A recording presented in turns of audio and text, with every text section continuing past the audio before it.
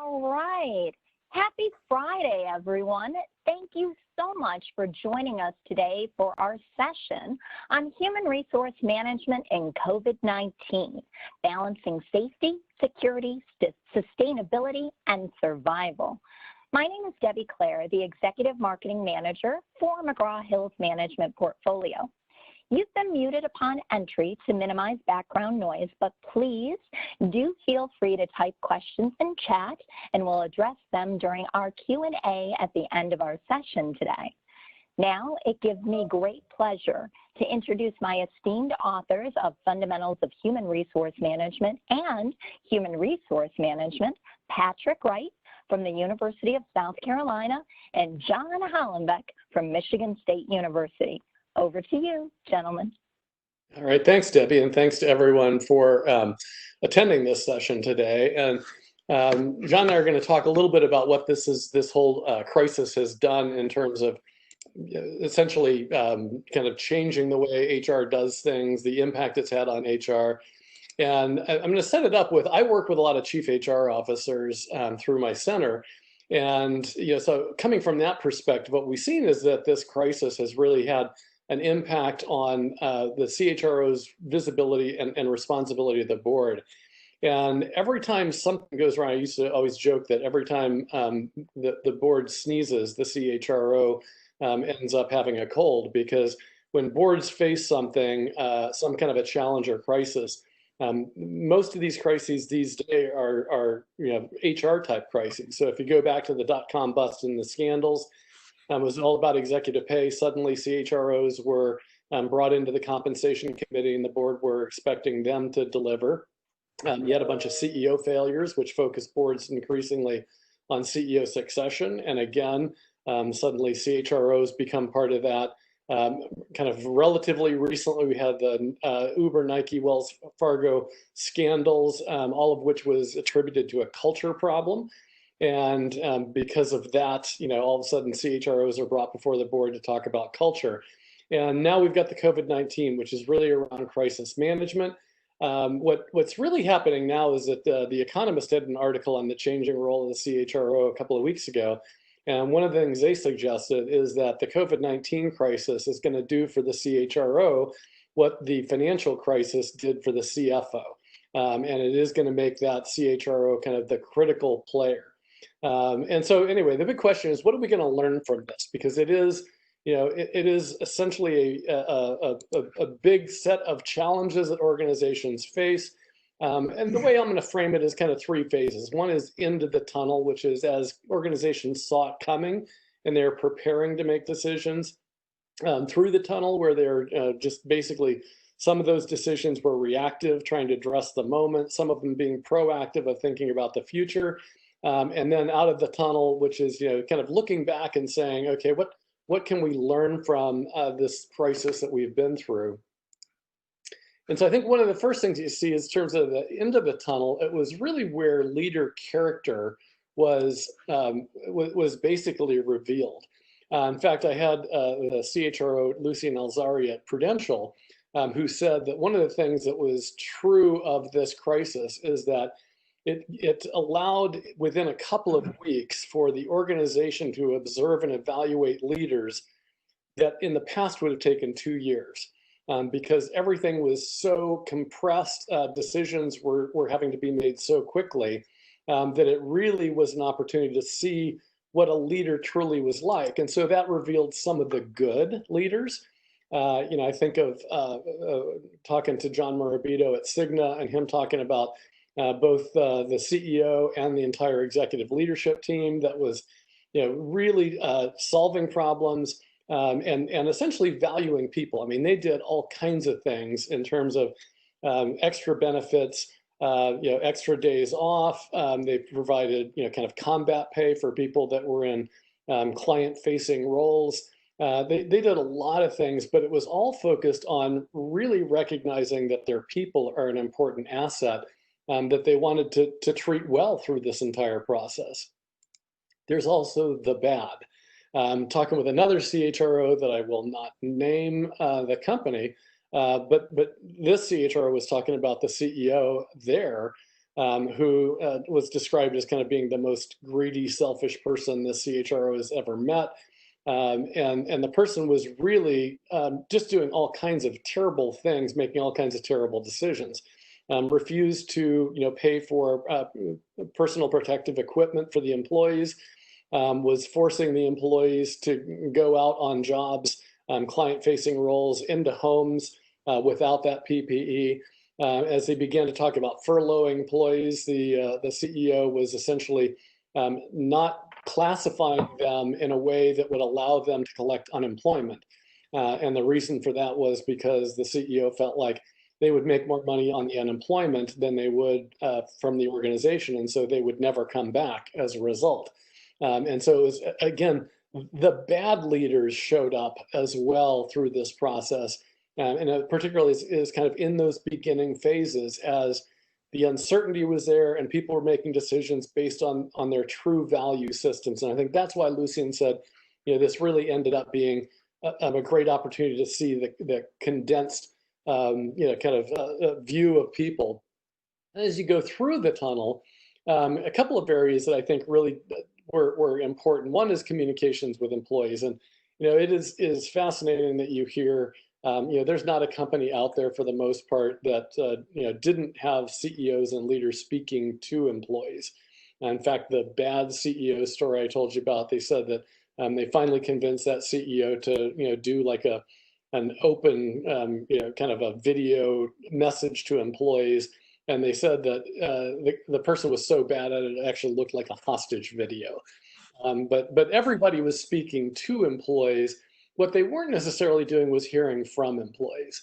And I think that's where, the great leaders showed up, is instead of just telling people what was going on, they really were running town halls where they're hearing from employees.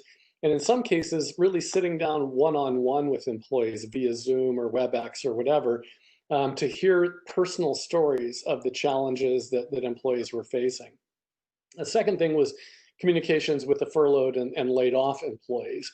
And again, some of the organizations, what we do know about layoffs and the loss of a job is one of those most traumatic life experiences. And so, what comes from that as people lose their jobs is depression, anxiety, substance abuse, suicides. All those numbers are up. We know that now with the 7 million people that have been out of work as a result of this, and hotlines are going crazy. So we know that's an issue. But it was some of these companies really trying to explain to employees that they're going to be coming back, to try and give them opportunities to find meaning and purpose. Not just from the hope that they were going to come back to work, but ways that they could volunteer or do things that would give them that meaning and purpose that was missing because they weren't actually working. Again, identity is a big part of work, and community is a big part of work. So there was this challenge of how can companies try and create that with their furloughed employees, so that they don't get kind of subject to this depression, anxiety, and so on. And then last is the self-care, because I think one of the things that we see right now is that the early phases, say the first month of this, everybody was going, kind of 24/7. There was a lot of excitement. Again, it was stressful. So I don't want to make it sound like it was all, kind of peaches and cream. But the fact is, because it was a challenge, there was a lot of energy behind that. But, all of us know that only lasts so long. People were running like it was a sprint for a month or 6 weeks or 8 weeks. And now all of a sudden we're at this stage where it's a marathon, and there's the realization that it's a marathon. It's not a sprint. And so there's a real need for executives and leaders and even employees in these organizations to really take care of themselves, to be able to spend time re-energize from family, leverage their networks. That's one of the things that I think is fascinating, is seeing all these Zoom meetings where executives are just wanting to network with similar executives across different organizations to learn from one another, and then also to really kind of take care of their health.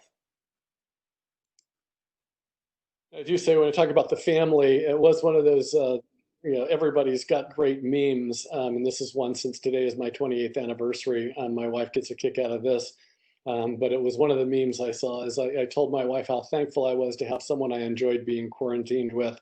She said, "Must be nice." So that's my wife, all right. So last is this kind of out of the tunnel, and what are we learning from this COVID crisis? So again, there's a lot of energy focus right now on the return to work and how do we create a safe environment for our customers, for our employees. So certainly, again, it's not this matter of we're through everything at this point. There's a whole new set of challenges as companies bring their employees back to the workplace. But you are beginning to say, can we look back and figure out what are the things that are going to be different as we move out of this crisis? The first thing is that technology changes everything, and it really makes us question our assumptions. So one of those is, Fortune has this CEO council and a guy that does a column every day on what CEOs are talking about. And one of the things that he mentioned a couple of weeks ago was that CEOs have said that one of the things they've learned from this is how hard it is to be a working mom. Because as everybody now is home, everybody's home, homeschooling their kids or trying to work from home, all of these leaders, they're beginning to see that, taking care of kids during the day and having responsibility for that is really difficult. And so a lot of the male CEOs now are becoming, more sensitive to the challenges that they perceive women leaders have in terms of trying to maintain that whole kind of work balance conflict. The second thing is that there's increasing kind of questioning about is it feasible to work from home? So I've talked with a number of companies that say, we kept telling employees that they couldn't work from home. Well, now they have, and it seemed to work. And so how do we kind of go forward telling people they can't work from home once we've seen that it actually works? And so there's going to be, I think, increasing, and it may not be that more jobs are 100% working from home, but much more of every job can work from home some of the time because it's just been demonstrated that that works. And then last is the efficiency of tasks. I talked to one CHRO who said, she will never do a first round interview in person again for an executive position because they've learned Zoom, WebEx, whatever the technology is, really allows them to get good information on the person, on that kind of initial slate of candidates in an efficient way. The challenge is, will they continue? Right now, I've heard a number of stories of people that have not only interviewed, hired, and onboarded executives who have never met in person any of the other executive team or any of their direct reports. I don't think that will happen going forward, but clearly early interviewing is going to be done early, or going to be done via technology in the future. Last is kind of the leaders emerging from the crisis. Again, there are a number of people that we probably didn't think of as high potentials. We didn't think of as leaders in the organization that now have stepped forward and shown that they really are. And so, in kind of selection language, we had some false negatives and some false positives. And we had some people on the hypo list that we thought were going to be great leaders, and this crisis revealed that they weren't.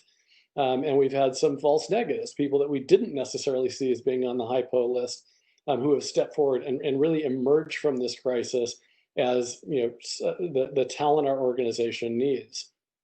And then the last thing is this idea that organizations that care are going to suffer and then thrive. And what I mean by that is that there's going to be the companies that have invested a lot in employees. They're clearly short-term costs. They talk about it all the time, that it costs them a ton of money through this crisis to be able to pay for the benefits, to pay for the battle pay, to invest in the technologies, all of the things that they needed to do, particularly kind of provide safety for their employees that had to be working through this crisis, that there's a big cost involved for that. But the fact is, what they recognize is that short-term suffering in terms of financials is really going to be what positions them to succeed and thrive in the future. And the question I always have is that, is your employee value proposition going to be transactional or relational? Are employees going to view you as simply thinking of them as a commodity that is involved in a transaction where they pay you for your work? Or is it going to be a relational EVP where people feel connected to the organization because they understand that the organization cares for them? And those are the ones that have that relational EVP that comes out of this. Those are the organizations that are going to thrive as we move forward. So with that, I want to hand it over to John to talk about a lot of the details and some great examples of things that are kind of how COVID is going to impact the HR curriculum. So over to you, John. Thank you, Patrick. Today, I really want to focus, many of our members of the audience are professors that teach HR. And so I want to talk about how this affects the HR curriculum. Next slide, Pat. Talk about the 13th edition of our book coming out, Human Resource Management, Gaining Competitive Advantage. We're putting together the 13th edition. You might ask, how do you get to 12 editions of a book? And there's two keys to that. Number one, be old. And number two, be on 2-year cycles. 2-year cycles make these things turn around fast. And I think a competitive advantage can be gained in terms of speed. And we definitely want to make sure that our book takes advantage of that and kind of has COVID throughout this, because certainly all the students are going to be thinking about it. And it's a great way to drive home what I would call core lessons about teaching HR and using this kind of as an example. Our book has several different sections, and all I want to do today is kind of tease you with certain things that we're working on in terms of mini cases coming up that rely on COVID. Next slide, please, Pat. First, in terms of competitive advantage in HR, as many people have kind of suggested, there's no real playbook for what we're doing right now. And for me, that strikes me as an opportunity. If everybody's playing from the exact same playbook, there's really not a lot of room for you to go in and gain competitive advantage over other individuals. But in situations like this, I think here's a chance where if you have the skills and if you really keep your timing and if you really keep on touch of things, it's a chance to kind of get ahead. The other thing about this, and kind of Pat hit this, at times crisis like this is a real time to make us think about what our identity is. And it's an opportunity for you to kind of express exactly who you are. And we really get to sometimes see who people revealed under these kinds of pressures. And so we'll talk about some of this as we go through this. First, in our section on HR environment, we have a mini case coming up about offshoring. And in particular, a lot of people are kind of rethinking some of their ideas about offshoring. And some of this, quite frankly, was happening before the crisis. I think sometimes a crisis like this takes trends that were moving slowly and just takes that trend and pushes it further. And so there was already a little bit of a globalization backlash in a lot of different countries. You can think about the tariffs in the United States. You can think about Brexit. You can think about immigration policies. A lot of that was kind of latent and growing, but now it's been pushed to the forefront. And on top of these things, there's addition to the resilience of people's supply chain by having so many workers or so much of their product produced overseas. As an example, Apple has 3 million Chinese indirect employees, and that's a huge part of their supply chain. And when that got cut off, you really can't pivot 3 million people in a very quick time. There's an image there of a butterfly and the butterfly effect. Imagine someday in your business that butterfly flaps their wings in China, somebody eats the wrong bat, and the next thing you know, your supply chain has disappeared. These are the kinds we're looking at, and it's not just business security, it's national security. Many pneumonia drugs are not even made in this country anymore. Many things that are important to the Department of Defense maybe are not made in this country. So I think one thing that you're definitely going to see, and we have a case in this on the book, is how companies are kind of rethinking what to bring back. So for example, Apple experienced tariffs. Apple's experienced problems with the supply chain. Notice that Samsung produces a lot of parts in the United States and they don't confront the same tariffs. Their supply chain was a little bit more flexible. And so they were not as hurt by this. Now Apple's thinking about opening Mac production in Texas, in Austin, Texas. So this is an example of how this COVID thing is kind of affecting us. Next slide, please. In terms of HR preparation, obviously HR is famous for testing. I think we're still going to be in the testing business, but this is going to be the testing, tracing, and tracking business. I'm personally working with the Department of Public Health in Massachusetts with one of their HR suppliers that's looking at contact tracing. And contact tracing, I think, is eventually something that's going to be outside the realm of public health and pulled into organizations. The idea of checking for wellness and respiratory health as just being a common thing. If you're not familiar with tracing, it's kind of a new phenomena, but basically the way tracing works is if I test positive, I get contacted by what's called an alpha tracer, which is usually somebody in the medical community, a PA or a nurse. They talk to me and they try to figure out who I've been in within 6 feet from in the last 48 hours. Their goal is to actually get 25 contacts from me. On average, they get about 10. They turn those 10 contracts over to tracers who are not necessarily medical professionals, but then they have the job as well to figure out, taking that first degree of separation, who have these people been in contact? Now, this, ladies and gentlemen, is not an easy job. You are calling up a total stranger and you're informing them that they've been in contact with somebody that has COVID, and you can't tell them who. And now you're acting to protect those people. This is not an easy job. These individuals pretty much work alone in a call center. One of the things that we're working on is putting them together so that their social networks that each individual is creating can be combined the minute anybody hits the same telephone number twice. Okay, that is, these cases are organized by telephone numbers. Each of the tracers basically do a social network that captures 2 branches of the tree, but no further than that. However, because these are linked by telephone, the technology allows us to immediately connect any link between these. And so this allows you to get a granular look within the zip code. When people talk about this thing moving around states, that's by zip code. We're now talking about within the zip code being able to figure out where this thing is moving and where it's hot. So this is an example. Eventually, I think we're going to be in the testing business for this forever. I'm old enough to remember swine flu, MERS, SARS, COVID-19. I don't even want to think about COVID-21. I've seen the direction that these things are going. And worst case scenario, if we can't tell the difference between flu and COVID-21, just knowing that this member of your organization has the regular flu is something that's valuable to kind of know. Next thing in terms of HR development, enhanced remote skills for employees. I'm not going to talk about technology here because I'm really not an expert in technology. You might know that Pat and Claire are not allowing me to move the slides.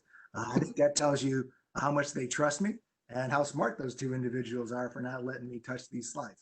But it's really kind of unfair because I really, really have learned a lot about technology because of this experience. I mean, I don't know if you guys know this, but if you are late for a Zoom meeting and you're afraid that you might get detected coming into late, I don't know if you know this, but you can go back to bed. So anyway, the technology I want to talk about is team size. The ideal team size for working in interactive groups is about 4.6. We often round that up to 5. One skill that people need to develop is how to staff remote work. When to broadcast, that is when one person is talking to 25. When everybody can talk to everybody, and that's a regular team, that's about 5. But what to do in that situation where we have maybe 25 people? That's a very difficult situation to work with, and therefore the solution to this is multi-team systems. We've been working with the facility of rare isotope beams here at Michigan State. This is the next linear particle accelerator being built in the United States, and this work proceeds as multi-team systems in the sense that one team will be on the forefront, other teams support that team. Then as the project moves forward, the teams pivot and other teams now become central to the organization and other teams come in support. This is how 25 people can work together if you have them organized into 5, let's say 5-person multi-team systems, because you need to control the communication links. In a 5-person team, there are 10 communication links. That's not really very difficult to manage. In a 10-person team, that goes to 90. In a 15-person team, that becomes well over hundreds and hundreds, and you really can't manage it. Okay, so big teams are bad teams. Teams get bigger a lot sooner than you might think they do, and part of your job is to manage this by having strong roles and having technology that doesn't allow 25 people all to be talking at the same time. Next slide, please. In terms of HR compensation and collective bargaining, interestingly, there was actually an essay about this in the Wall Street Journal today, and Pat mentioned it a little bit in terms of his talk. The unemployment compensation changed radically recently. On average, people used to get about $378. Now, because there's a $600 bonus attached to that, and this will be in place until July 31st, that goes up to $978. For many, many workers, this is a lot more money that they can make by working, and it's one of the problems that it's going to, when we try to get back to work, it's one of the problems that we're going to see in terms of this. Yet on the other hand, where July 31st is kind of the date for that, June 30th is the date for loan forgiveness requirements. And therefore, many small employers have taken out loans. Their loans require them to hire a certain percentage, 75% of their workers back to get those loan requirements waived. So, for example, Hoffman Car Wash. At Hoffman Car Wash, the unemployment pay is literally 3 times what the pay is for people washing cars. And now, because people can't wash the inside of the car, the laws in that state allow them to wash the outside, but not the inside. There's really not a lot of work to come back for in this particular situation. The owner, to try to get the loan requirements, has basically made the decision that they're going to take all the loans, hire back all the workers, and literally just transfer the loans to the workers. The workers are now back on payroll. They each come in really a small number of hours because there's not much work there. But in terms of competitive advantage and setting up the identity, they want to create a tight link with these employees, that when this thing really does clear up, these employees are going to come back because, as Pat suggested, it's a relational, a transformational kind of relationship, not merely transactional. So it's a really kind of good example of a company, somebody tried to establish their identity in terms of kind of taking care of the workers and just basically transferring that loan from one to another. In contrast, in terms of collective bargaining, example I want to talk about here is Amazon. Amazon, many employers are facing less demand for their product, and they have less demand and they have less workers. Amazon is one of the few employees, their demand exploded. Literally, the demand for certain products was 50 times higher at this time period. And that would include essential items like toilet paper, like canned food, like apparently dog food, apparently webcams, apparently Pelotons, apparently, and I'm not making this up, ping pong tables. Ping pong tables was an essential. So their demand, and yet their employees were very reluctant to go to work. Many of their employees, it's very, very difficult to maintain social distance while they're doing work. And so a lot of them got sick, a lot of them took off work. And as many of you have been following the news, there's been a lot of push to unionize Amazon, and collective bargaining units are looking at that. And that's certainly kind of against their company culture.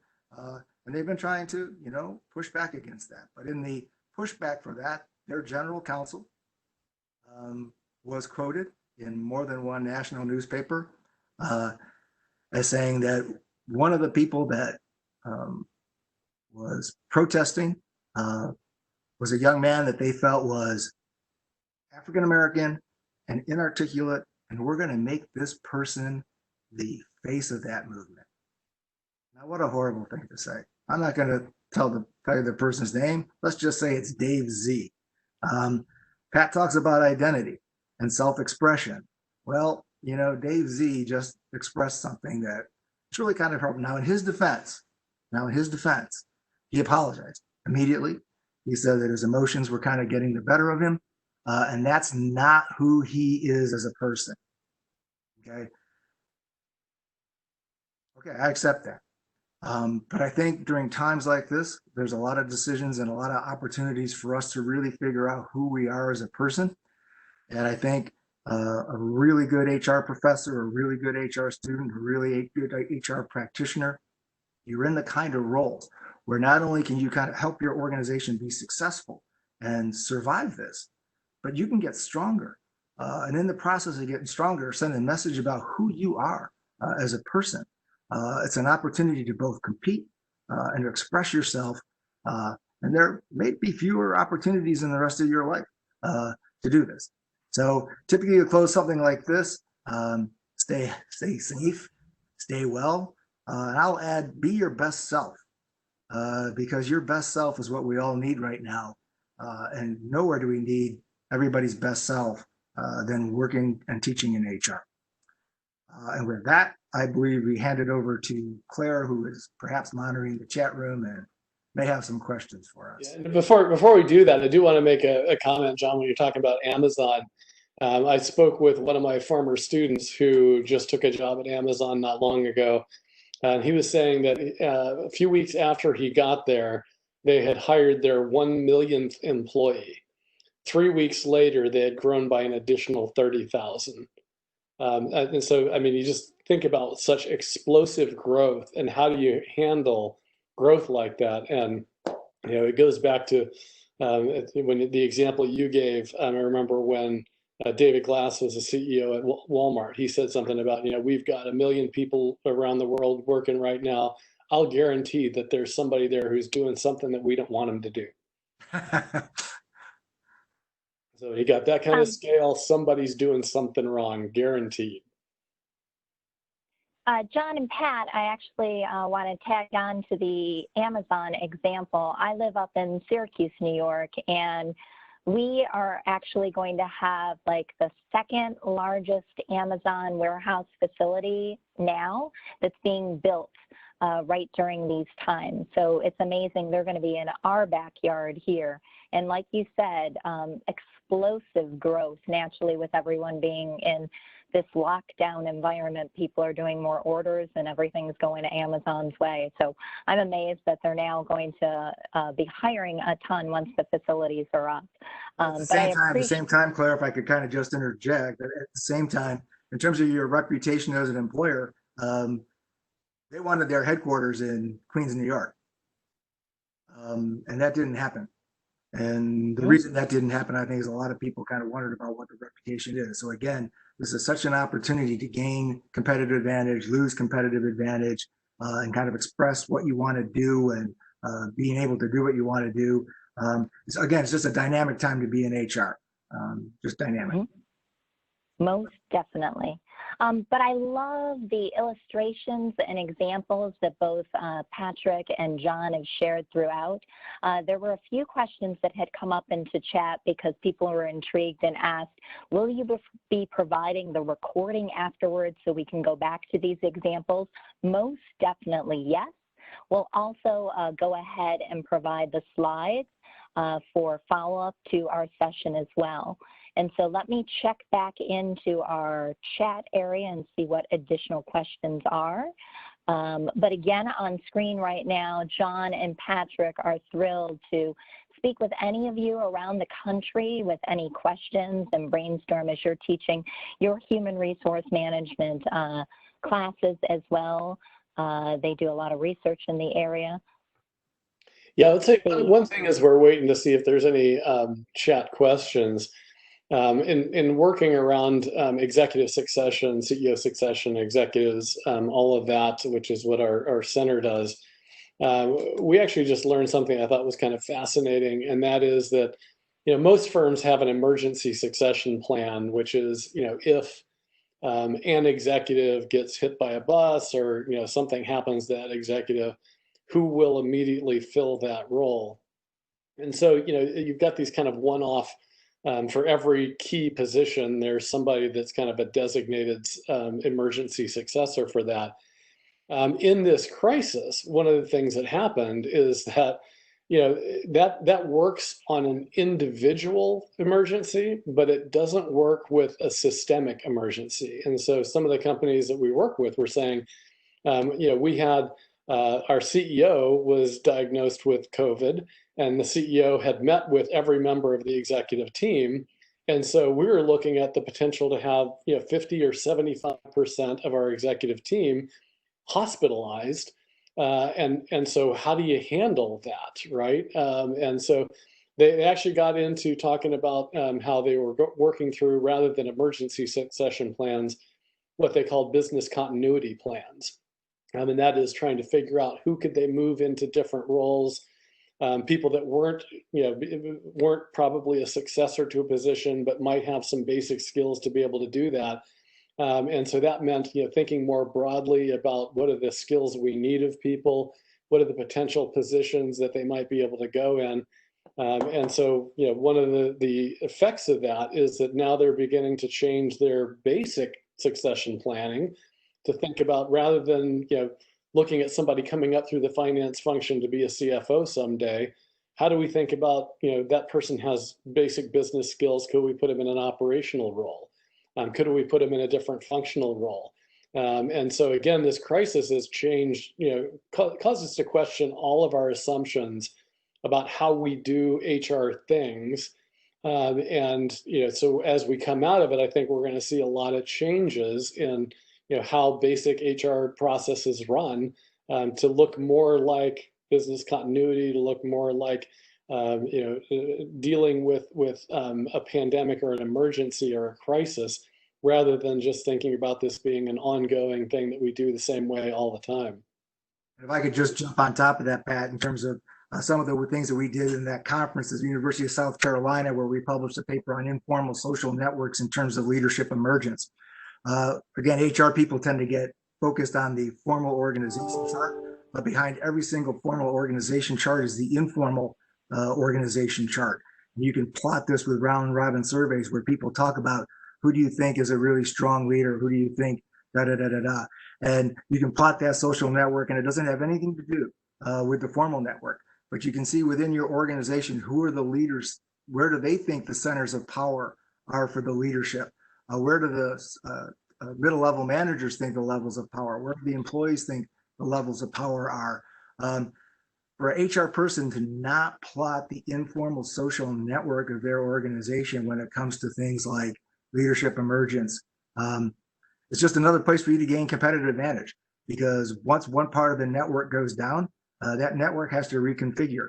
And it's not all about the organization chart. You talk about people revealing themselves. Often people are revealed not in the formal chart, they're revealed in an informal chart, because that's where you realize, oh my gosh, everybody in this organization thinks this person is central. And yet that's not depicted on the formal chart. So that's just another way that HR professionals can really push this needle forward. I've got a really good question in chat. Let me go ahead and read this to you guys. Do you think that company leaders will start to focus more on the planet and people as opposed to profit at all costs? This could mean a dramatic culture shift for many organizations who only focus on the almighty dollar at all costs. Well, I'll be optimistic and cynical at the same time. And so, if you go back to the Business Roundtable a little over a year ago, came out with their statement that organizations have to view a larger stakeholder group than just the shareholders. And a lot of people jumped on that as saying, see, all these CEOs are really getting it now. And at the time, I wasn't that impressed by it, because just knowing some of the leaders that signed on to it and knowing some of the decisions they've made, it wasn't clear to me that they were really behind it. But also, it's kind of basic decision making, and that is that CEOs have to think about customers, right? I mean, if we're not serving our customers, they're not going to buy it from us, and we're not going to deliver the financials, and we've got to think about employees. And so, was it anything more than just the recognition that you have multiple stakeholders that you have to please? I think that one of the things that's going to come from this is going to be that it won't be that it'll move the entire kind of business community in that direction, but I think what it'll do is reveal the companies who really believe that versus the ones who really believe in the value of people versus the ones who just have it as part of their mission statement. Again, it's people talk about the idea that a crisis doesn't build character, it reveals character. And I think that's what we're going to see, is that organizations that really understand it's about more than the almighty dollar. It's about people, whether that's people, particularly the customers and employees. They're going to show up, and everybody's going to realize that. Whereas the organizations that kind of default to the almighty dollar are also going to show that. So I'm not optimistic that the leaders who are focused on the almighty dollar are suddenly going to have a come to Jesus experience through this and say, oh no, it is about people. I just don't think that's going to happen for somebody that's kind of spent 40 years honing their leadership style. But I do think it'll reveal the companies and the leaders that really believe it versus the ones that don't. Mm-hmm. I think when it comes to global warming, I think you're also going to see that even the people that really all they care about is the almighty dollar, is the scope of this is going to completely make it hard for them to make the almighty dollar without kind of making changes. Before this talk, we talked about it. There was a company that managed a dam in the state of Michigan. The company's been cited many, many times for failure to adequately respond to global warming. They've been cited by the federal government, et cetera, et cetera. They haven't responded. One of those dams broke on Thursday, flooding a medium-sized city, literally. The governor of the state has decided that the people who manage that dam are going to be accountable. This is a group that just simply didn't take it seriously until it was too late. And I agree with Pat. I think there's going to be some people are sooner, some people are going to be later. In the end, it's going to take it's got to be concrete. People talk about, social distancing, when it should have started in the United States. I don't think it can happen without some salient negative outcomes, unfortunately. But I think we're going to see increasingly negative outcomes associated with global warming, to the point that even people that all they care about, is the bottom line, they're going to have to address it. Because if everybody's underwater, you're not going to be making any money. And so hopefully it won't take too many disasters, but eventually people are going to see the economic case for this. A couple other things that came into chat that I'll just share with everyone. One of the participants said, based on the whole COVID situation that we are in right now, that they feel that especially in the human resource management course, that the health, safety, and security and risk chapters that may have in the past gotten skipped will most definitely be emphasized more thoroughly. So I wanted to note that, and I thank the participant for their comment. In addition, we had another participant ask a really great question. What is the best resource for the latest human resource news for my human resource management students? Are there tips and resources that you would recommend that they use? Yeah, so I'm, my own bias, and I'll disclose my internal conflict. I'm on the board of directors of Society for Human Resource Management, and SHRM does a couple of daily emails that are kind of updates on things that are going on. I forget which, they're distinguished in a couple of different ways, but to me, that's probably the best resource, because every day in your email box is kind of the latest news, whether it's legal stuff that's going on, or it's kind of practice and what companies are doing, or guidance around things. That's probably the best that I could think of. That you may be able to find a journal or something that comes out once a month, but for a daily update of what's going on, I think the SHRM emails are probably the best. There's also, we have our students basically go to the Wall Street Journal and the New York Times. Those are the two sources that we like to have the students have access to. You can put in certain keywords to those that they will kick out articles to you on HR in general, or specific issues related to you. Because if it hits those outlets, it's probably national news. And so it's probably a bigger story. And so I think if you complement SHRM, which is completely focused on HR, with some of these bigger national outlets, and use the technology to filter stories, you also see what are the stories that are kind of making the national news. This is something we just routinely do here. We have to update the textbook every 2 years. So this is something we routinely do, but I think that's the thing that a student would be very good to do. And also, if people have questions in the chat that we didn't get, again, Pat's email and my email are there to carry this conversation on. Yeah, and I actually build on the first part of the question that you talked about, Debbie, and that was, the health and safety chapter that people skip. I think the other chapter that people tend to skip that's going to become more important is benefits, because a lot of what companies are doing right now are benefit questions as a way to engage employees. So I think those two chapters that we tend to think of as being boring and don't really want to talk about have become critical to managing human resources. Again, I can't help it. I just see it across the whole thing. We have a chapter on internationalization of HR. I'm glad I'm not writing that chapter because that's going to be a lot of rework. I am writing the safety and health chapter, so I got that. But seriously, if I look across the book, every single chapter has a COVID element to it. That's a lesson for the future. And I was going to say we're getting a bunch of great questions, but I know that I have to be respectful of the colleagues that are running the next set of sessions. So I'm going to take those in chat, and then I'm going to funnel those questions back to John and Patrick. But I want to thank everyone for spending their Friday a little time with us to talk about human resource management and how COVID is impacting our lives. I want to give a huge round of applause to John and Patrick for sharing their experience and joining us today. Again, feel free to reach out to McGraw at any point, but we're here to help, and I wish everyone well and the best wishes as we move forward in our circumstances. So thank you all again.